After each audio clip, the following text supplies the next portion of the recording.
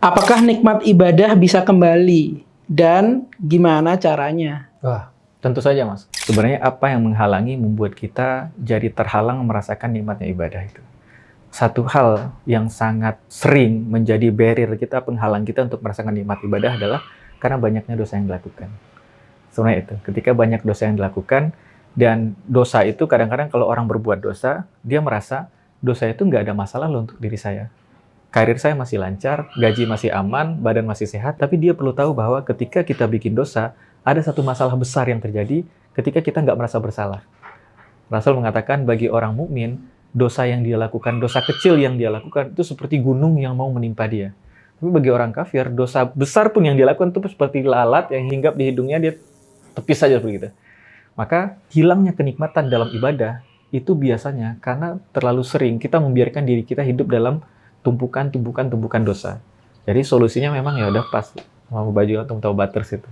Setiap kita bikin salah, segala bertobat sama Allah, minta ampun sama Allah, minta ampun benar minta ampun, dan ikhtiar untuk berhenti dari keburukan itu. Tahu kalau Allah ternyata jatuh lagi, tapi kita sudah berikhtiar.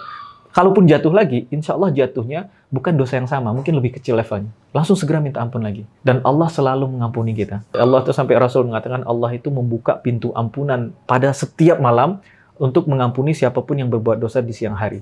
Dan Allah buka pintu pengampunan di setiap siang untuk mengampuni siapapun yang bikin dosa di malam hari. Setiap hari seperti itu.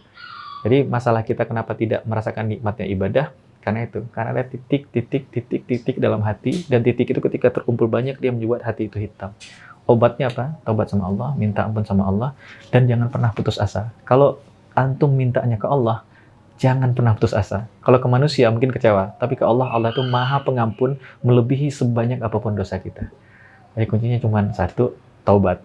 Minta ampun sama Allah, dan minta doa sama Allah, ya Allah berikan kepada saya nikmat beribadah, nikmat membaca Quran, dan berikan kepada saya rasa benci untuk kembali pada maksiat yang saya lakukan. Terus minta sama Allah itu.